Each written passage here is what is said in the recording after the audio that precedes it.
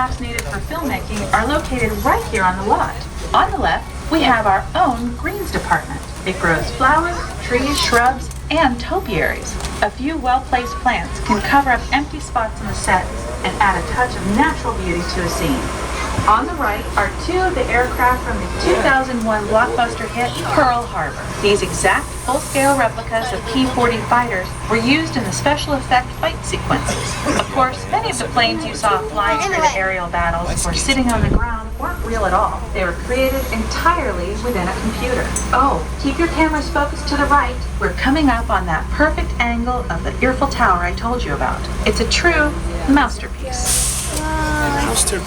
We're entering one of our most glamorous and colorful departments, creative costuming. Every star has to have just the right wardrobe, and it all begins here with a designer's sketch. Fabric into over 25,000 costumes every year. Many of these costumes will become part of the shows and attractions of the Walt Disney World Resort. In fact, here in Florida, we have the largest working wardrobe department in the world. Why, Mickey Mouse alone has over 175 different outfits to choose from, while Minnie Mouse keeps more than 200 unique costumes in her wardrobe. On the left are costumes worn by the stars in recent studio productions. You'll probably recognize some of these costumes from your big screen. Every story needs a setting, and our design staff can create just about any place the script calls for, from an urban city street to a remote where large-scale sets and props are built. Our team of set designers, carpenters, artists, and engineers has created caves and caverns, game show sets, even replicas of the U.S. Supreme Court and NASA's Mission Control, all on our sound stages. The shop also provides sets and props for our shows and parades here at Walt Disney World. The same skill and craftsmanship that goes native leaves.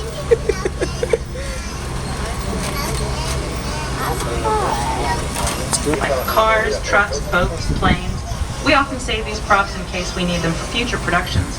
In this backlot collection, you may find real working vehicles, non-working mock-ups, and even large-scale miniatures used in special effects shots.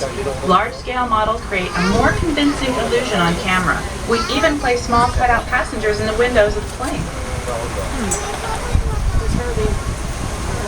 Herbie, my feet. What in the world is that?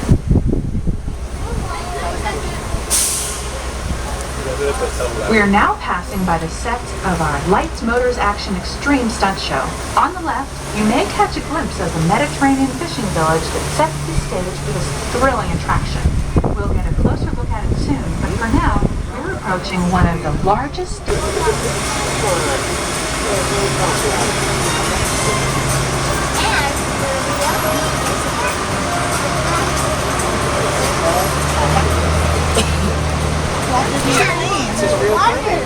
This is great, folks. The production crew is... You're here at the studios. I can see your shuttle heading toward our canyon set. I've given your driver permission to come in and take a look around. I'm up here with our effects crew. We're getting ready to shoot a test sequence.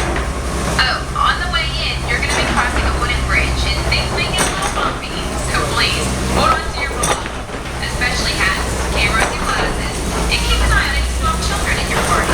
And of course, please remain seated at all times. Welcome to the set. As you can see, we brought the bare, dry deserts of Southern California to green, typically humid Central Florida. This set is based on real locations that our production designer took pictures of. Our set crew spent about 6 months building the canyon for a number of TV shows and specials over the years. For our upcoming production, the script called for a tanker truck. We found this one in our backyard, but it was too big to drive into place. So we picked it up with a crane and set it down here. We're up on the overhead platforms, and I see our director has arrived. As soon as the rain effect is ready, we'll begin the sequence.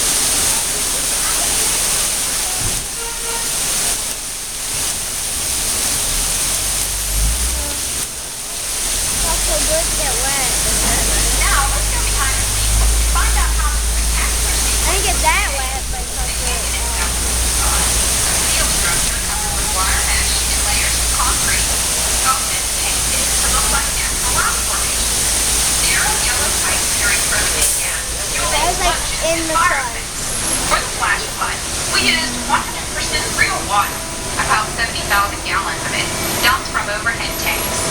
Oh, but don't worry, we recycle. All of that water will be pumped right back up to the top for the next take. We shoot some of the water through air cannons for an extra dynamic effect.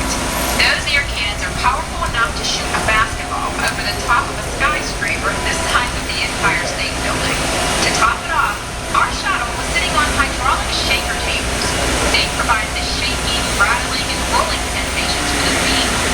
The entire sequence can be reset in 3.5 minutes. That's just enough time to bring in the next shuttle. Well, I've got to get ready for our next take.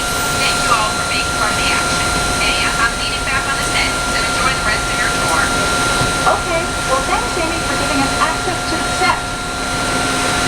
For Walt Disney and his hand-picked team used this plane to scout locations for what he called the Florida Project. Soon, they secretly began purchasing thousands of acres of land, which became the Walt Disney World Resort in 1971. During the creation of the resort, and later Epcot, the Mouse shuttled studio executives and Imagineers between Burbank and Orlando, making it the most used executive aircraft in the country.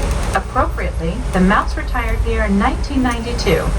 On our right, we once again sweep past the magnificent Mediterranean village of our Lights, Motors, Action Extreme Stunt Show. This high-octane attraction is based on the hit show from the Walt Disney Studios Park in France.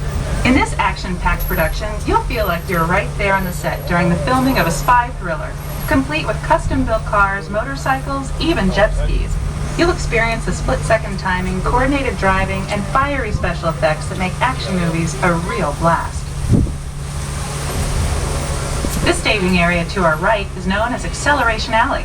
Here, the custom-built stunt show vehicles rev their engines up to 70 miles per hour before making their high-speed entrances onto the stage for our Lights, Motors, Action Extreme Stunt Show. Of course, these are professional stunt drivers. We hope you'll enjoy their daring driving skills, but please, don't try them yourself.